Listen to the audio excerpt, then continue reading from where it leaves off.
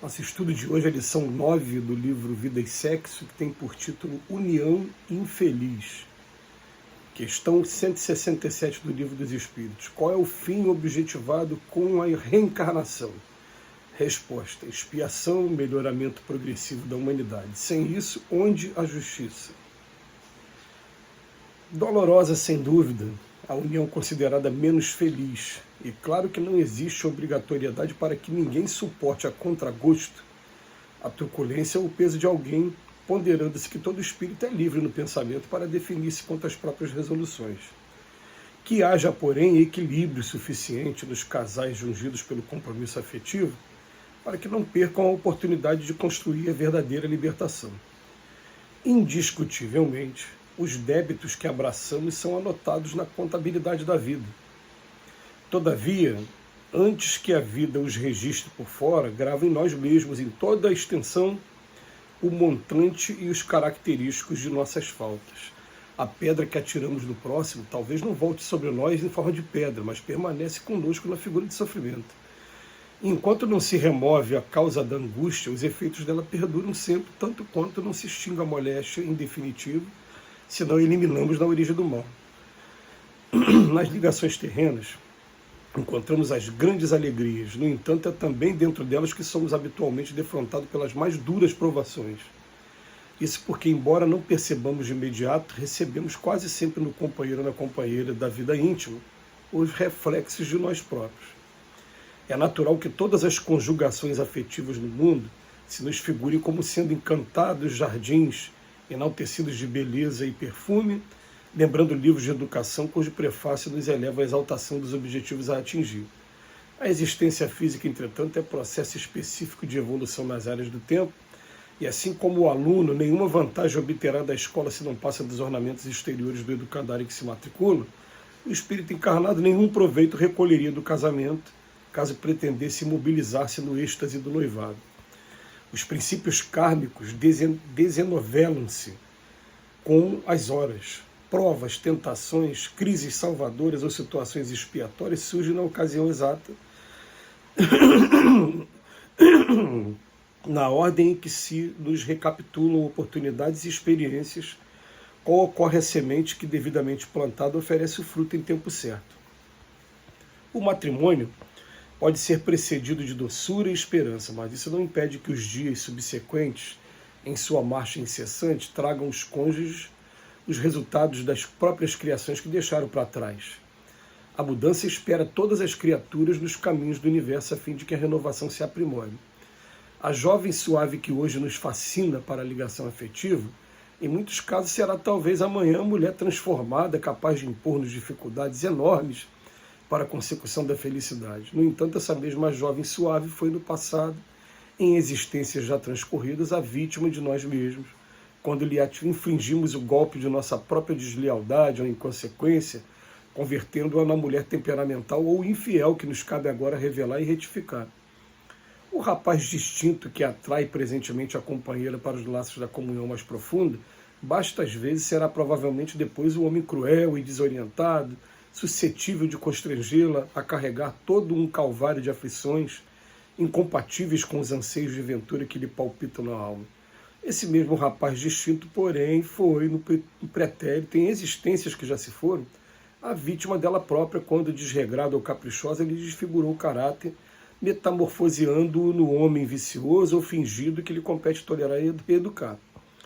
Toda vez que amamos alguém, nos entregamos a esse alguém no ajuste sexual, ansiando por não nos desligarmos desse alguém, para depois, somente depois, surpreender nesse alguém defeitos e nódoas que antes não víamos, estamos à frente de criatura anteriormente dilapidada por nós, a ferir-nos justamente nos pontos em que a prejudicamos no passado, não só a cobrar-nos o pagamento das contas certas, mas, sobretudo, a esmolar-nos compreensão e assistência, tolerância e misericórdia, para que se refaça ante as leis do destino.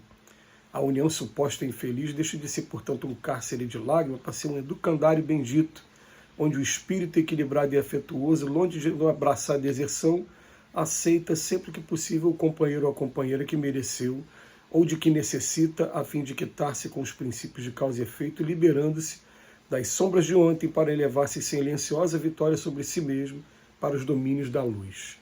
Gente, texto longo, mas é um texto que o Emmanuel hoje ele traz alguns esclarecimentos para a gente. Ele fala para a gente o seguinte: quando a gente está na fase do namoro, a gente vai procurar colocar a melhor roupa, procurar colocar o perfume, procurar chamar a atenção para virtudes, para coisas belas que a gente traz na gente, e vai viver um momento que é um momento muito especial mesmo. Porém, as provas começam a aparecer no momento em que o compromisso é selado. Quando esse compromisso é selado, não vou nem falar das provas materiais, eu vou falar das mudanças repentinas que a gente começa a observar naquela pessoa que antes se revelava como uma pessoa ideal para o nosso casamento, para o nosso convívio, e que de repente toma um outro caminho inesperado no meio do percurso. Eu, por exemplo, eu vou dar 2 exemplos.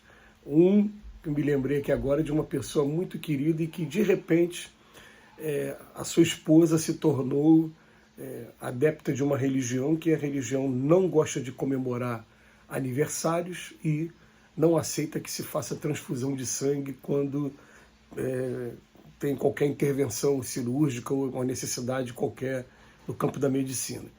E aí o que acontece? Isso veio acontecer depois de anos de casamento. Ele começou a esbarrar naquela situação: não, mas é o meu aniversário, eu quero comemorar, então eu não vou. Eu vou na comemoração do aniversário dos outros, então eu não vou. Quer dizer, uma coisa simples, mas que mexeu profundamente com o costume daquele casal. Eu posso falar aqui de mim também, porque no meu caso aqui, quando eu conheci a minha esposa, eu era um entusiasta do estudo religioso. Eu vivi um momento que eu cheguei até a fazer algumas enciclopédias, né, colecionar aqui sobre tipos de religião e ficar estudando cada uma, e por curiosidade mesmo, frequentar um culto ou uma missa de cada uma reunião até budista, como eu cheguei a participar também. Eu, na época, não consegui ir numa mesquita, né? Mas em todas as outras religiões que eu estudei, eu consegui ver alguma coisa.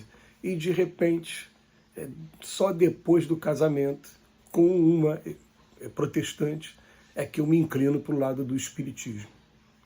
E algumas vezes até fui informado pelos espíritos: se eu me interessasse pelo espiritismo antes, não teria havido casamento. O casamento só veio depois. Então a gente fica questionando assim. O Emmanuel, quando ele fala aqui no texto, acho que o parágrafo principal desse texto aqui de hoje, ele fala para a gente assim: a jovem suave que hoje nos fascina para a ligação afetiva, em muitos casos pode ser amanhã aquela mulher transformada, capaz de impor dificuldade e tal. No entanto, essa mesma jovem pode ter sido lá em existências passadas a vítima de nós mesmos.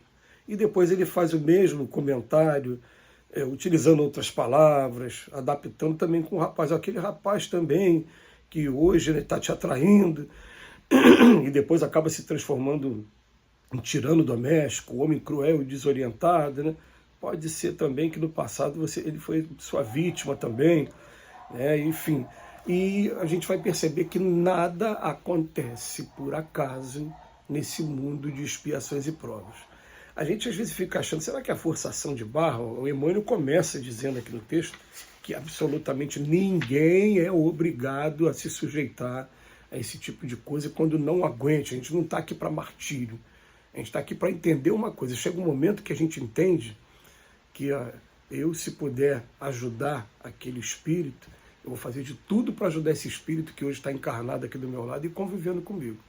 E quando a gente fala de tudo, aí a gente vê realmente renúncias que são impressionantes. Por exemplo, conheço uma pessoa que o marido se tornou um paraplégico e que perdeu, inclusive, a virilidade no campo sexual. E que ela, através da renúncia, ela é uma super companheira até os dias de hoje. Tem coisas que vão exigir muito da pessoa, principalmente quando a pessoa ama muito e começa a observar casos de infidelidade e muitas das vezes tolera aquela situação para daqui a pouco reverter. Agora, mais uma vez, ninguém é obrigado, a pessoa faz isso porque ama. Quem ama chega a esse ponto de verdade, igual a gente faz pelos nossos filhos. Às vezes não faz pelo marido, pela esposa, faz pelos filhos, porque o amor pelos filhos é muito maior. Mas a gente vai perceber que o fim objetivado com essa união infeliz é o quê? É expiação, melhoramento progressivo da humanidade. Que Jesus nos abençoe hoje e sempre.